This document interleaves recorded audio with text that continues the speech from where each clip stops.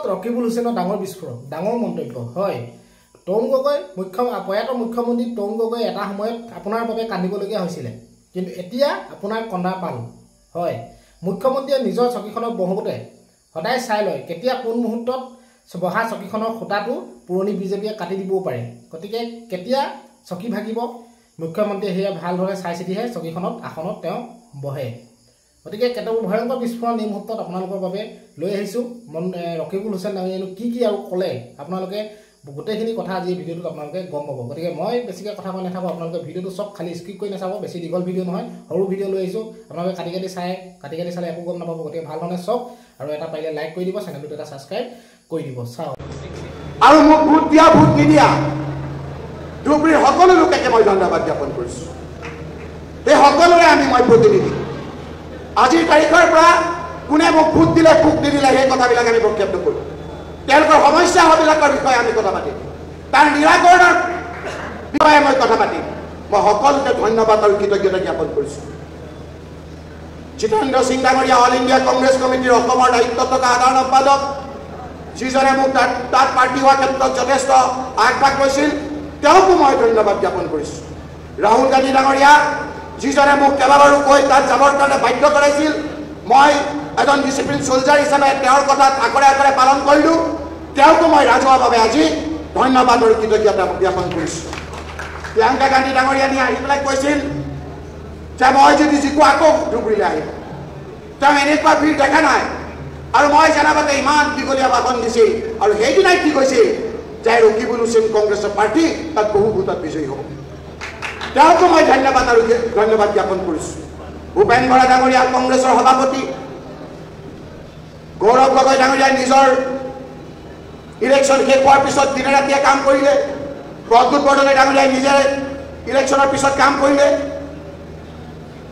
বিৰোধী ঐক্য মঞ্চৰ লুৰিণজ্যোতি গগৈ অখিল গগৈয়ে বিভিন্ন ধৰণে সহায় কৰিলে দেৱব্ৰত শইকীয়া পৱন সিং ঘাটোৱাৰকে আদি কৰি মই যিসকলৰ নাম লোৱাব পৰা নাই যিসকলে প্ৰত্যক্ষ পৰোক্ষভাৱে সহায় কৰিছে মই মোৰ অন্তৰস্থলীৰ পৰা সেইসকলক ধন্যবাদ কৃতজ্ঞতা জ্ঞাপন কৰিছোঁ বন্ধুসকল আৰু 5 মিনিট মই আপোনালোকৰ পৰা ল'ম মুখ্যমন্ত্ৰী ডাঙৰীয়াৰ যোৱাকালি আপোনালোকে মুখখন দেখিছে নেকি মই ইমান বিষাদ ইমান বেজাৰ ইমান মন মৰা ছবি হিমন্ত বিশ্ব শৰ্মাৰ কেতিয়াও দেখা নাই কালি তেওঁ ইংগিত পাই গৈছে আৰু সেইকাৰণে বহু অংক কৰি তেওঁ দেখিছে যে এইবাৰ আৰু নেচেল 26ৰ আগতে যে তেওঁ গাঁত দি যাব সেই কথা তেওঁ গম পাই গৈছে আৰু সেইকাৰণে তেওঁ দেখিছে যে গৌৰৱ গগৈ ডাঙৰীয়া জিকাৰ পাছত মই ধুবুৰীত থাকি এটা উক্তি দিছিলোঁ সেই উক্তি দিয়াৰ পিছত মোৰ মনটো অলপ ভাল লগাবৰ কাৰণে তেওঁ ক'লে যে আজিৰ দিনটো ৰকিবুল হুছেইনৰ দিন আজি ৰকিবুল হুছেইনৰ নায়ক ৰকিবুল হুছেইন হিৰো মই টোপনি নাছিলোঁ মই উৎসৱ খাই উঠিলোঁ এইটো কি কথা মোৰ দিন বেয়ালৈ আহি গ'ল তাৰমানে মই তেতিয়াই বুজিলোঁ যে যেতিয়া হিমন্ত বিশ্ব শৰ্মাই কাৰোবাক হিৰো কৈছে দুদিন পিছত তেওঁ জিৰ' হ'ব মই ভয়ত কষ্টমান কৰিলোঁ লগে লগে মই ক'লোঁ যে হিমন্ত বিশ্ব শৰ্মা ডাঙৰীয়া আপোনাৰ জালত মই ভৰি নিদিওঁ মোৰ মনটো আপুনি ভাল লগাব নালাগে এইবাৰ এনেকুৱা জাল ৰকিবুল হুছেইনে কৰিব আপোনাৰ দুইখন ভৰি তাত সোমোৱাই চাপত লগাই আপোনাক আপুনি সোমাম মই কৈছিলোঁ যে আপুনি উত্তৰ দিয়ক নিৰ্বাচনৰ আগত কৈছিল মুখ্যমন্ত্ৰী ডাঙৰীয়া গৌৰৱ গগৈ যোৰহাটত হাৰিব আজিকালি ছ'চিয়েল মিডিয়াৰ যুগ নহয় আমাৰ কথা শুনি আছে তেখেতে মুখ্যমন্ত্ৰী ডাঙৰীয়া আপুনি কৈছিল গৌৰৱ গগৈ ডাঙৰীয়া যোৰহাটত হাৰিব গৌৰৱ গগৈ ডাঙৰীয়া যোৰহাটত জিকিলে আপুনি তাৰ উত্তৰ দিয়ক আপুনি কৈছে ৰকিবুল হুছেইনক প্ৰথমে হিৰো বনালে তাৰপিছত ক'লে অশনি সংকেত অসমীয়া জাতিৰ কাৰণে অশনি সংকেত মুখ্যমন্ত্ৰী হিমন্ত বিশ্বৰ কাৰণে কিয় জানে সকলোতকৈ বেজাৰ হ'ল যে বদৰুদ্দিন ৰাজবল ডাঙৰীয়া হাৰি গ'ল বদৰুদ্দিন ৰাজবল ডাঙৰীয়া হাৰা মানে হিমন্ত বিশ্ব শৰ্মাৰ চকী লৈ গ'ল আপোনালোকে জানিব সেইকাৰণে তেওঁৰ সকলোতকৈ আজি অশনি সংকেত আজি হিমন্ত বিশ্ব শৰ্মা ডাঙৰীয়া আপুনি বিভিন্ন ধৰণৰ বেয়া কথা কৈছে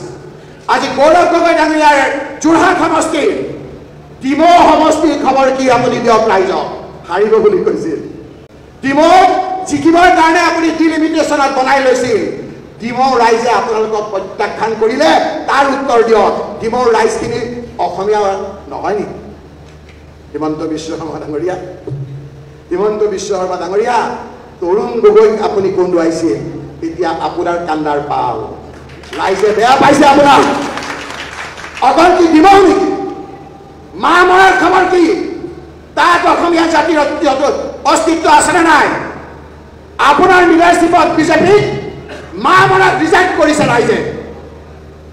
সোণাৰী ৰাইজে ৰিজেক্ট কৰিছে সোণাৰী ৰাইজ অসমীয়া জাতি নহয় নেকি আপুনি উত্তৰ দিয়ক শিৱসাগৰ এছেম্বলি ৰাইজে আপোনাক ৰিজেক্ট কৰিছে নাজিৰা ৰাইজে আপোনাক ৰিজেক্ট কৰিছে মৰিয়নি ৰাইজে ৰিজেক্ট কৰিছে তিয়কৰ ৰাইজে ৰিজেক্ট কৰিছে তিতাবৰতো ৰিজেক্ট কৰিয়ে থাকে আপোনাক এটা সমষ্টিত অলপ ভোটত জিকিছে এই সমষ্টিটো গৌৰৱ গগৈ ডাঙৰীয়াই কৈছে গোটেই সমষ্টিকেইটাতকৈ মোৰ বেছি আপোন তাৰ পৰা আমাক খবৰ দিছে মুখ্যমন্ত্ৰী ডাঙৰীয়া আপোনাৰ উৎপাত সেই সমষ্টি ৰাইজে বেয়া পায় অহাবাৰ অসমৰ সকলোতকৈ বেছি ভোটত তাত জিকিব কংগ্ৰেছৰ পাৰ্টি এই গোটেই কথাটো অংক কৰি